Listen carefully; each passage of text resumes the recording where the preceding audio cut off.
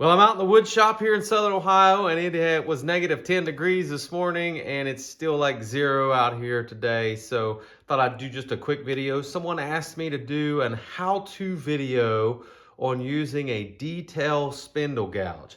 And I'm gonna do that. I talk about it a lot, but this is probably the tool that I use the most when I'm doing spindle work. This is a D-way detail gouge. I'm sure tons of people make them, but it's a pretty hefty detail gouge. I mean, it still has a 1/2 inch, so you can kind of get aggressive with this thing.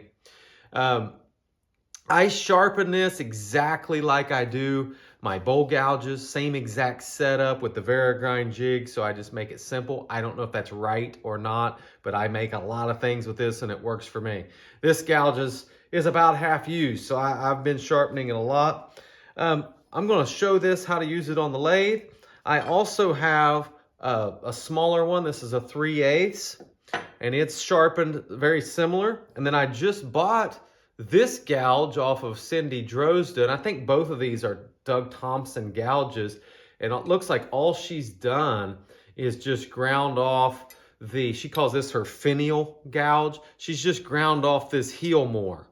I looked at the profiles and they look pretty much identical to me. So I haven't even used that tool yet. I bought that for a gift for myself a few weeks ago. And then I also have these old school, I don't know if I had these in a Shopsmith kit or I found them at a yard sale or someone gave them to me, but these are some spindle gouges, but they are not, they don't come to a point. You've probably seen these, so I'll show you using these in action too. Not something I do a lot, but I'll try to cover that in this video, because they're all similar on how you would use them. So what people tend to do with these sharp pointed gouges is they tend to just come straight in, and my tool is level here. Coming straight in like this with the tool level. And that is a scraping cut, which some people learn not to do that. But then others will come and they will make this to where you're riding the bevel and come in like this, okay? And so now you're making a riding the bevel, and you're making a peeling cut right here, okay? And that, is not going to cause an issue until you get a little deeper. And I'm going to turn this on and show you what happens. While I'm making this round, I want to tell you that I have a sharpening series, and I have one that's the Versatility jig, and it tells you in that one how to do the detail gouge sharpening. So check that out. So this is a scraping cut, right like that. You don't want to do that. But if I ride the bevel like this, okay? See that? This is not working very good. And you're going to get a catch. And you say, why would you get a catch here? Well, let me examine this for you. Turn this off. Probably one of the best videos I've ever made was the bowl gouges are superior, why catches happen. And what you're going to see, you see this grain is running this way, right? So the grain is running this way. The end grain is out here. This is side grain. So whenever you do a peeling cut like this, you're peeling the side grain. But what happens is when you get this cove to be very deep, now do you see that the wings are actually trying to cut end grain? It would be no different than bringing your tool out here and trying to cut the end grain like this. And you can see how that's catching right there on the end, okay? So whenever you make these coves, if your tool's going in, the wings have no choice but to try and cut end grain right here.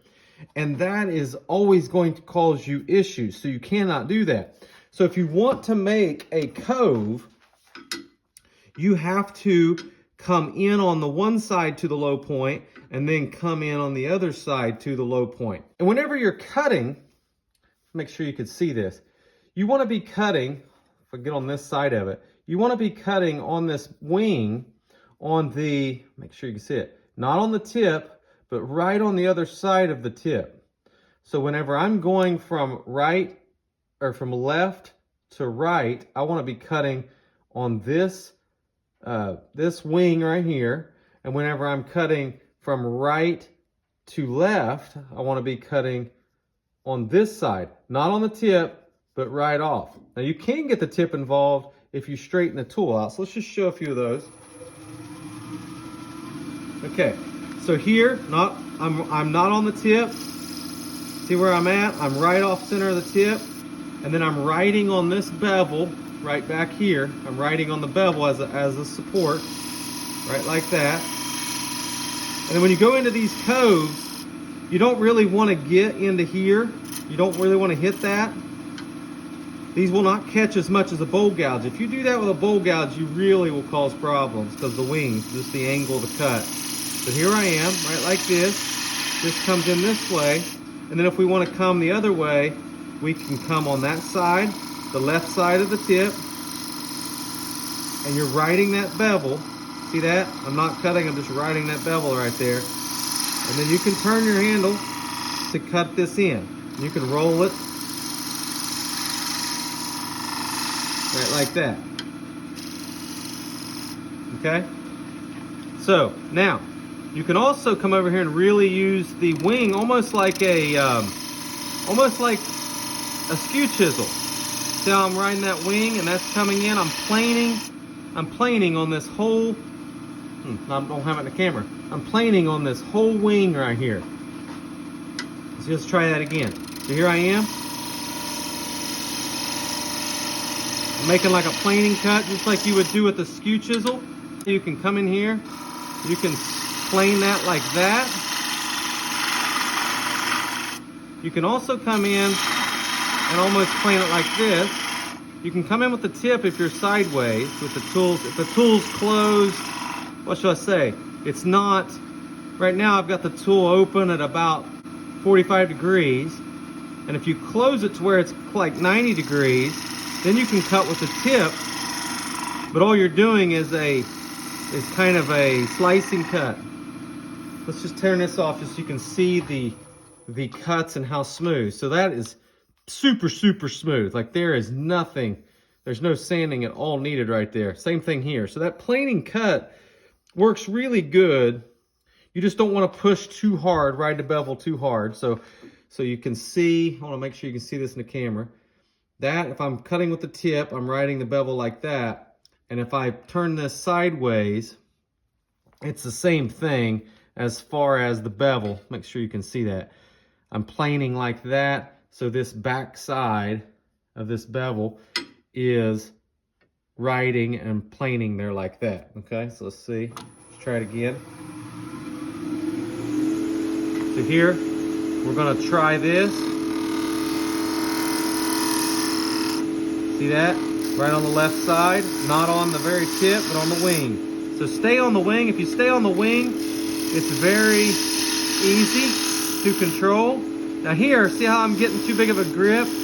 That is trying to cut end grain, which will cause you problems. So come in here, get smaller pieces if you get into a situation like that, to where you can slice that end grain, so you don't have to get rid of a bunch, okay? And so yeah, you can cut coves like this,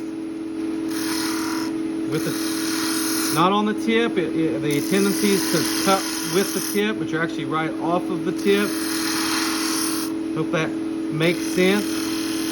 Now you can come in here like this, and you can cut a little bit, but this is not a good cut. You're gonna have to sand, because that is scraping end grain. You don't really want to do that. You'd be better off to come here and come in like this. Okay. Now, whenever you're coming across this end grain, this is a good example right here. When you start this, if you start too aggressive, sometimes this tool will want to kick back. Okay, it'll want to ride back.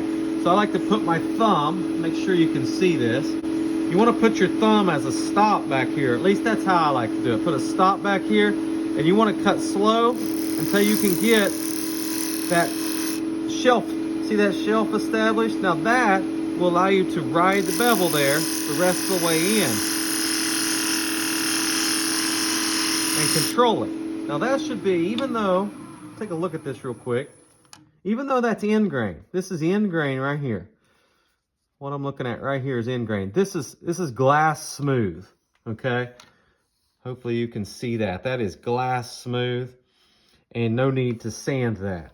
So let's come out here to the tip, because I do this a lot when I'm making tops and things like that. So you come over here.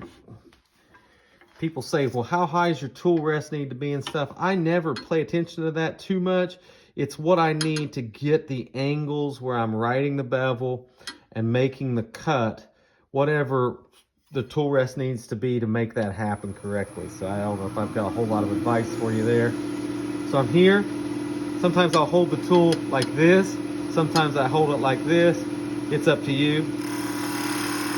But whenever you start here, you don't want to start too aggressive. If you do, I would come out here and work my way in to where I could ride the bevel like this. Now you could turn and bring this in.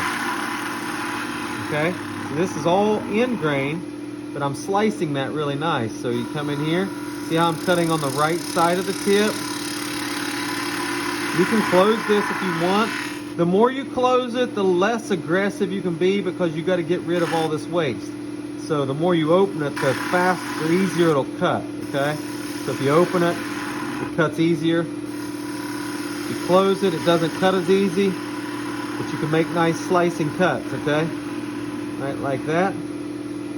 Hopefully we can see that real quick. Now, that's glass smooth. Can you use this tool on bowls? You can use them on, I use them sometimes when I'm making my dovetails and stuff on bowls, because you can cut end grain with this detail gouge, and it's beefier, okay? But as long as you're not, you know, it's a pretty beefy tool. As long as you are not scraping to where you're gonna cause a catch, it is fine. Let's look at these other tools. Now, this one is just it's Thompson, and it's just a 3/8, but it's gonna be the same thing. Same exact process. You can come in here. You can see how that comes in really easy. You can come bring this in. And again, you don't want to do this. That's going to cause problems.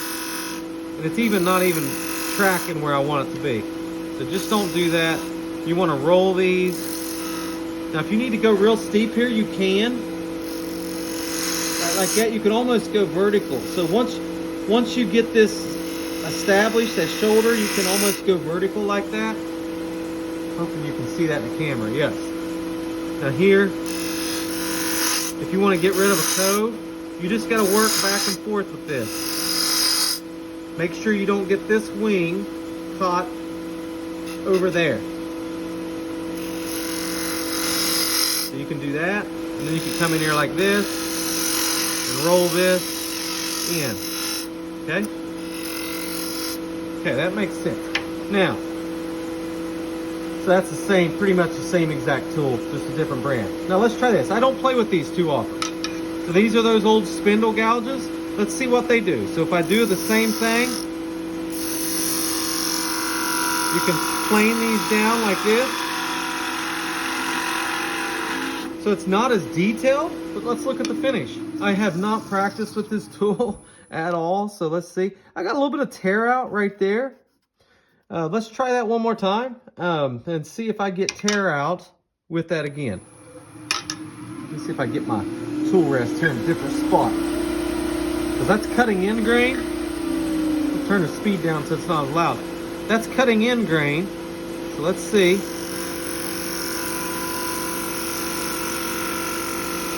Go a little bit slower and see if I get the better finish.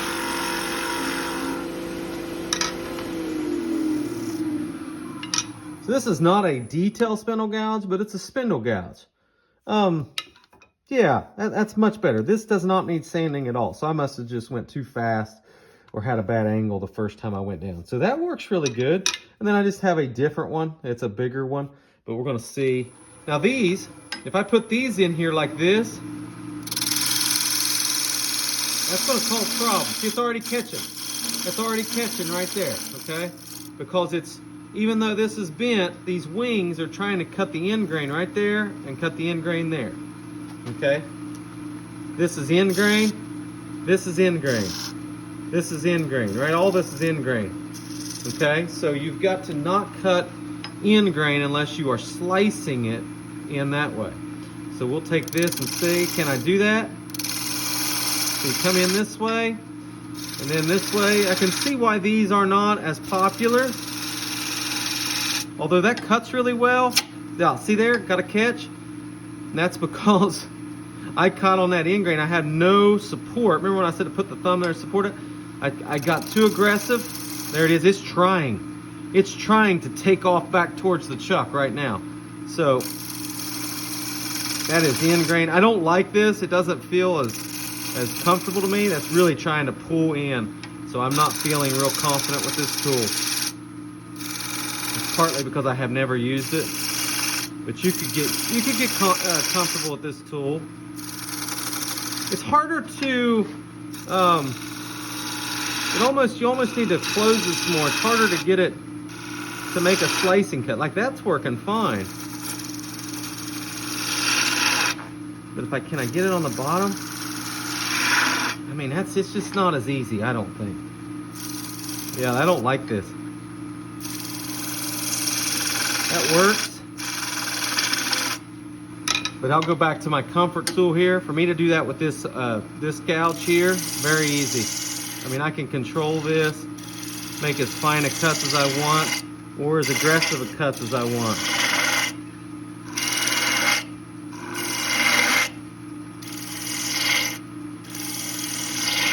You've heard of comfort food. Well, this gouge right here, these detail gouges for me are comfort tools. They're my security blankets. So whenever I have a project and I am close to getting it done, or I've put a lot of work into it and I don't want to mess it up, I will take the skew chisel a lot of times and set it aside, because I mess those up sometimes.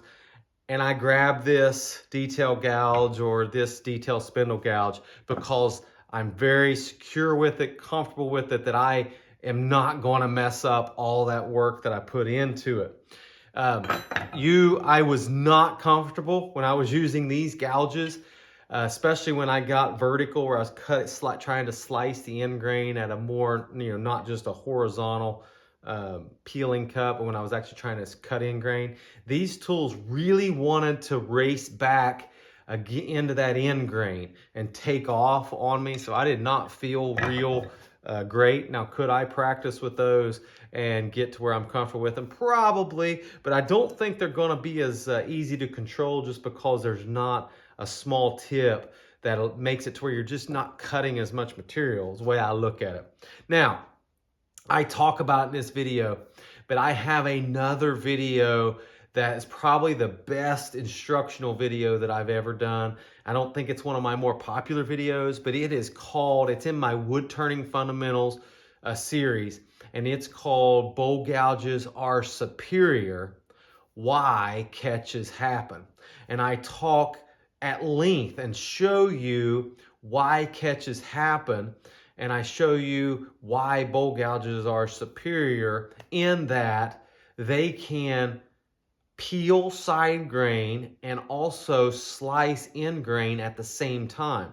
And the other tools we have can normally just do one or the other. So a skew chisel can peel side grain easily, but a skew chisel can also slice end grain easily, but a skew chisel cannot do both of those at the same time, and a bowl gouge can. So in that video, though, I really recommend you to go look at it. It will help you with this detail gouge. In that video, I will show you why catches happen, and it's an understanding of end grain and side grain in your wood turnings. And if you watch that video, I really recommend it, because I think that will open your eyes onto whenever you do have a catch, or when something's not going well when you're wood turning, it might just let you oh yeah, that's what's happening. I'm cutting end grain and it's catching. And so check that video out. Let me know if you got any more questions. I know this was a video that was requested by a viewer, a subscriber, I assume. So anytime you have questions, you need a video that shows something in a little more detail, I tell you, I'm active on here. I'll try to come out and do a video just for you to try to help explain it the best way that I can. And there may be some other people on YouTube that explain it a different way that might work for you, but I'll just do the best I can. Always appreciate the support. Thanks a lot.